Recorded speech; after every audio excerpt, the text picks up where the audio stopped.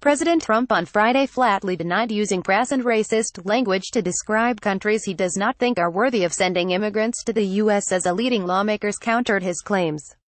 Trump attempted to defend himself a day after reports that he questioned why the U.S. would accept more immigrants from Haiti and whole countries in Africa rather than places like Norway. "The language used by me at the DACA meeting was tough, but this was not the language used," the president tweeted. He went on to criticize the immigration deal that was being discussed when he made his disparaging remarks, saying, "What was really tough was the outlandish proposal made, a big setback for DACA." The White House did not deny his comments on Thursday, which were first reported by The Washington Post, but issued a statement saying that Trump supports immigration policies that welcome those who can contribute to our society. Trump reportedly grew animated and exploded at lawmakers in the Oval Office while they were hammering out a bipartisan deal to protect immigrants from Haiti, El Salvador and African countries and the Deferred Action for Childhood Arrivals program. Sen. Dick Durbin Deal, one of 6 lawmakers in the room, confirmed the reports of Trump's remarks. To no surprise, the president started tweeting this morning, denying that he used those words. Durbin added, "It is not true. He said these hate-filled things and he said them repeatedly." A paranoid-sounding Trump prattled on in his social media repudiation. He specifically denied singling out Haitians and rejected reports that he told the group of lawmakers the U.S. should take them out. "Never said anything derogatory about Haitians other than Haiti is, obviously, a very poor and troubled country," he tweeted Friday, floating the prospect of recording future meetings.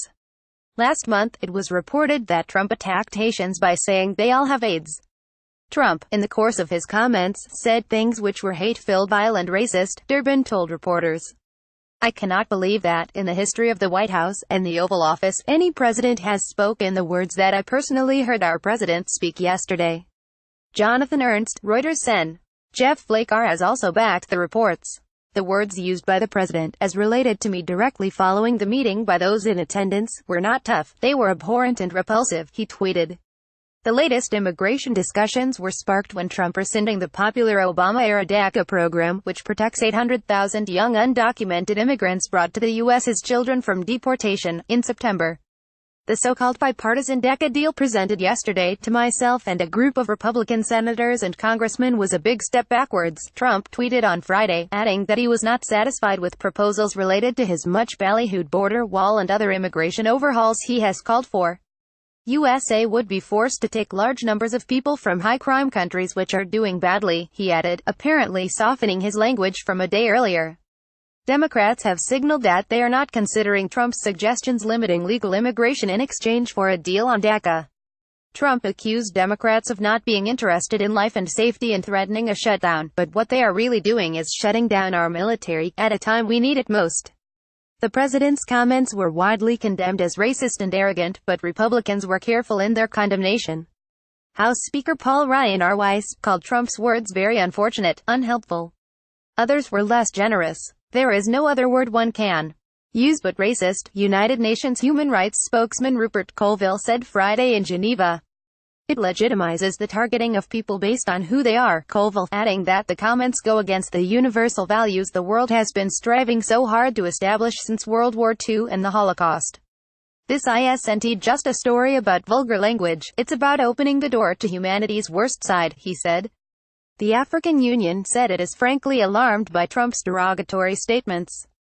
Given the historical reality of how many Africans arrived in the United States as slaves, this statement flies in the face of all accepted behavior and practice, spokeswoman Abba Kalando told the Associated Press. "This is particularly surprising as the United States of America remains a global example of how migration gave birth to a nation built on strong values of diversity and opportunity." Botswana's government called Trump's comment reprehensible and racist, saying the U.S. ambassador had been summoned to clarify whether the country too is regarded as a thole country, given that there are Botswana nationals residing in the U.S. Senegal's President Macky Sall said he was shocked and that Africa and the black race merit the respect and consideration of all.